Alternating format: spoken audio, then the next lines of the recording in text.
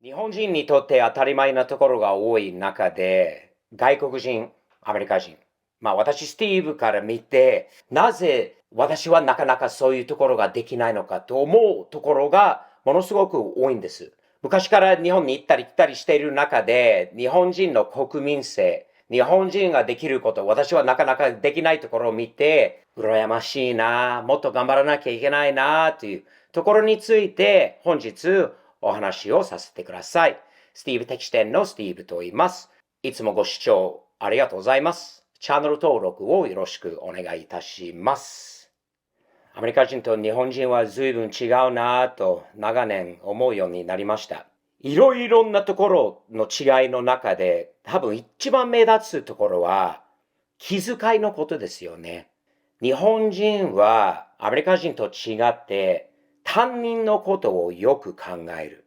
アメリカ人は自分たちのことを、中心になっていることが多い社会なので、日本人と違って、いつも日本に行くたびに昔からすごいなと思うのは、日本人は自分より他の他人のことを考える人が多いなと思います。迷惑かけてないのか、その人困ってないのか、手伝わなきゃいけないのか、その気遣い、自分よりも他人のことを考えること。電車の中で自分の声が大きいから迷惑かけているんじゃないかと。ゴミの捨て方によって他の人に迷惑かかることもある。俺の声が大きすぎるのかなって、周りにはうるさいのかなって考えること。別にアメリカ人は全然そこね、考えないわけじゃないんだけど、日本人と随分違うなって。特にその気遣い。自分より先に他人、他の人、周りの人たちのことを考えることが、すごい国民性なのかなと、昔から思っております。よくあることは、アメリカの仕事場の中で、俺の仕事は俺、他の仕事の人の仕事はあの人の仕事とか、その人のこと一切俺の仕事終わったぞって。でも、こっちの仕事まだ残ってるのに、手伝おうとすることとか、日本だったら当たり前な感覚のような気がします。お互いに手伝うこと、もう仕事を終わらすために、ここも終わったなれば、手が空いたなれば、こっちも手伝うこと。いや、自分の仕事じゃないよとかっていう感覚はアメリカにあるんだけど、日本は違うんですよね。そのもう気遣いも、その中にもありますよね。気遣いってやっぱり会社として自分のじゃなくて、会社の一人のものとして会社はこれ自分を手伝うことによって仕事を早く終わらすことができる。じゃあ手を貸さなきゃって。頭と、俺が終わったぞ。こっちは時間かかっても関係ねえって。っていう頭の違いがありますね。このチャンネルでも昔はよく話したことなんですけど、ホチカートですよね。物を借りてちゃんと返すことが、アメリカ人はね、50% はちゃんと返すかなと思うんですよね。日本人は、必ずまで言わなくても、基本的に借りたものをきれいに戻すということ。何にしてもレンタカーとか、アメリカのレンタカー見たことありますか？もうボロボロなんですよ。他の他人のものを借りて、好きなように使って、どんなひどい状態で返しても恥ずかしいことのないアメリカと、日本は逆に多分恥ずかしいこんな返し方はできない。借りたものなのに、借りさせていただいたものなのに、その考え方自体がかなり違うということは、気遣い、その日本人の国民性とアメリカ人の違い、はっきり見えてることですよね。アメリカ人の僕も含めて、自分の話をするのが大好きなんですよね。アメリカ人はもう自分じゃなくても自分の子供、自分の孫、自分の奥さんのことを必ず自分から話するんですが、自己アピールの強いアメリカと、どちらかといえば、あんまり自分のことを表では大きく言わない日本人がすごいなと思います。子供の例がものすごく面白いですよね。アメリカ人はすぐにスポーツはできるよとか、学校でも1位なんだよとかって言って、もう自己アピールがすごい。自分の息子もすごいっていうのをはっきり言うアメリカ人のスタイルと、日本人はいやいやいやいや、うちの息子がいやいやいやいやいや、自分たちはっていう日本人のその違いがなかなか面白いなって難しいんですよね。アメリカ人として生まれて、アメリカで育ってて、日本に行って、自分のもう自己アピールしたいんですよね。なのに、日本ではいやいやいやいやっていうのある頭との違いが結構大きいんですよね、その違いが。なんだけど、素晴らしい国民性なんだよなと思って、自分で言うよりも見せることが強いんじゃないですか。口で言う必要はないなってアメリカでは思うようになりました。口で言うよりもアクションで自分の努力で見せてくれっていうのがあるので、それは日本人のスタイルにはまだ近いなのかなと感じます。自分より他人を立たせて、もう自分をちょっと下に相手を立たせることが日本人がすごくできているところだと思います。アメリカ人としてやっぱり自分は自己アピールの強いアメリカ人として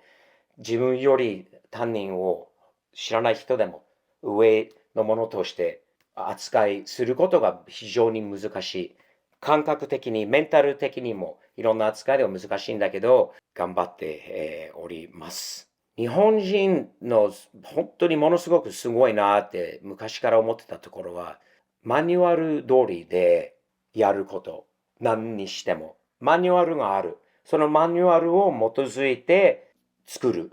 やるっていうことが、アメリカ人としてマニュアルを読まない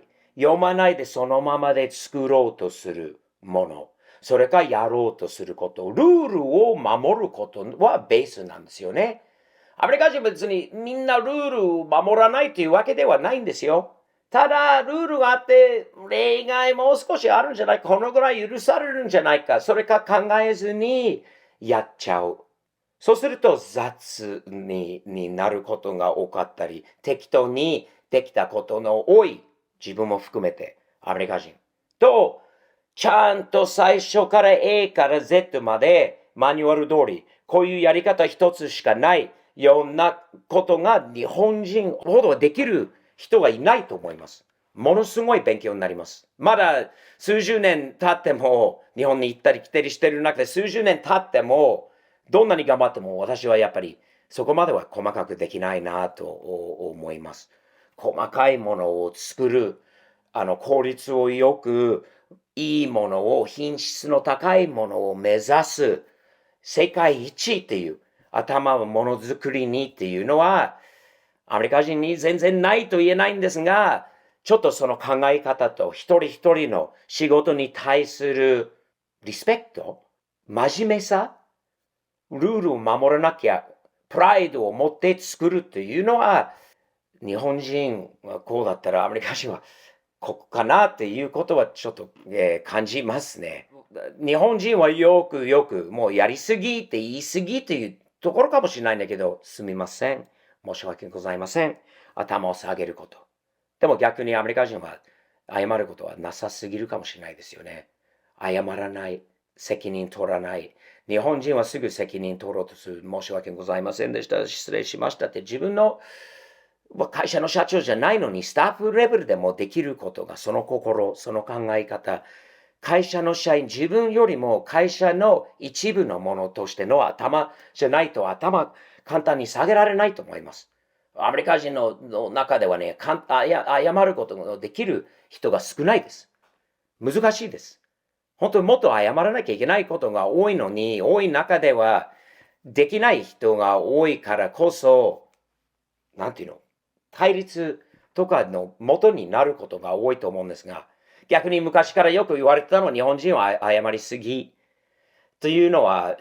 まあどうかなと思うんですけど、アメリカの謝らないスタイルと謝罪しないスタイルと、日本人は謝る、ちゃんとすぐ頭下げて申し訳ございませんって言えるスタイルのちょうど間ぐらいがちょうどいいかもしれないんだけど、もっと見習わなきゃいけないなっていうところだと私昔から思っております。よくアメリカであるのは、もうスタッフとか間違えても謝れないんですよね。自分で責任取ることじゃなくて、他の人の責任に回すことの多いアメリカ。彼がやったかと思ったとか、彼がやると言ってたのに、とかっていうのは多いのと、日本では、申し訳ございませんって、すみませんでした、失礼しました、ちゃんとやりますっていう頭の違いがありますよね。もう一つ、おとなしくすること。あんまり大きく言う、もう一つ一つを全てに言うことがないです。おしゃべりの俺からもう一番難しいんですよね。もう喋らなくていい、言わなくていい、黙っておくことにも力があることが、本当に日本じゃなければ、俺は多分勉強できてないと思います。今でももう自分の口もなかなか閉じることの、もう閉めて喋れないことが非常に難しいことなんですが、聞くことに、黙って、周りのことを聞くことに、相手が聞くことにすごい力があること、すごい大事なことだなということは勉強になりましたね。アメリカ人はよく関係のない話に邪魔しようとするんですよ。あなたに話してないのに、自分から、その自己アピールの一つかもしれないから話に入ろうとすることがよくあるんですよね。自分もなんか話に参加したいというのは、もう割り込みで入ってくることが多いんだけど、日本にはそれがないんですよね。俺はこの点で日本スタイルが間違いなくいいと思います。あなたは関係ないのに、あなたと話してないのに、あなたはこの話には関係ないのに、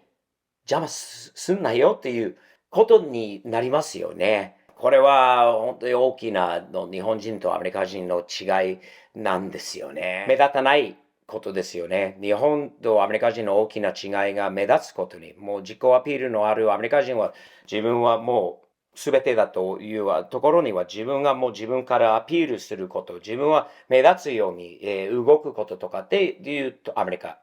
日本は目立たないようにしていくこと。まあね、どっちがいいのかな、そのあたりは正直に、ちょうど、まあ昔からこういう計算というか、こういうのを作ったんですよね。アメリカ足す日本割る2。これはちょうどいいんじゃないのかなと思いますよね。目立つことが少し必要かもしれない。目立ちすぎというのはよろしくないと思いますよね。逆にいつも目立ってるというところじゃない、他に合わせなきゃいけないところもあるので、そのバランスが大事なのかなっていうことは思うようになりました。アメリカ人は絶対できないところで、日本人はよくできるところは、もう混んでるところにいられることなんですよね。電車、満員電車、混んでる駅、混んでる道、人の多い自分の周りは、冷静に、基本的に喧嘩せずに、基本的に人には邪魔せずに、基本的には担任、周りの人のことをやっぱり考えた上で迷惑をかけないような行動、動きがすごいなと思います。同じようにアメリカであのぐらいの満員電車にアメリカ人だらけの状態だったらどんだけ恐ろしいのか、どんだけまた問題になる可能性、確率が高いのかと思ってしまうんですよね。アメリカ人みんな別に暴力とはみんなもうあれいうタイプではないかもしれない。おとなしくする日本人と同じようにする人が多いんだろうと思うんだけど、アメリカ社会の中でそんな場所にいられない人が多い。あんな近い感じと人との目をそらすことのできない人とかもいるんですよね。なので、それはね、またすごいなと思います。人があんなに多い中でもゴミのない、基本的に少ない、ゴミが落ちてない、自分たちでゴミを拾って持って帰る、ゴミを分けて、きれいに捨てること。アメリカでレストラン業をやってる私はもう共同団地みたいなところにレストランがあったり、みんな同じ大きなゴミ箱を使ってる中で、うちのスタッフにいつも空箱を壊してから捨ててくださいって余計な場所が取らないように。周りのお店は全然違いますよね。箱をそのままでも入れちゃってすぐいっぱいになること。ゴミ袋にちゃんと物入れてちゃんと閉じて閉めること。なのに、周りの会社が同じと限れないですよね。どちらかといえばゴミが落ちたり臭かったり、それまたね、問題につなぐこともあるので、そのゴミに対するちゃんと捨てなきゃ、ちゃんと分けなきゃ、ちゃんとしなきゃという、まあ、基本的に周りに迷惑がかかるから、こうしてはいけないという頭が、まあ日本人とアメリカ人が、もう随分違うなって感じますね。我慢。なかなか我慢できないアメリカ人、俺も含めて我慢ができない人として日本とのやり方、いろんなやりとりの中では我慢ということにもっと頑張らなきゃいけないところだなと思います。スティーブ的視点のスティーブと言います。チャンネル登録をよろしくお願いいたします。外国人として日本に行っていろいろ見てくるのはすごいリフレッシュになるところある。もっと頑張らなきゃいけないなと思うところもある。もっとアメリカのこういうところと日本のこういうところをうまくミックスすることによって、周りにも影響を与えることができるのかなといつも思います。皆さんいつもご視聴ありがとうございます。これからも頑張りますので、日々前進、前向きに、サムズアップ的に笑顔でやっていきましょう。よろしくお願いいたします。では失礼します。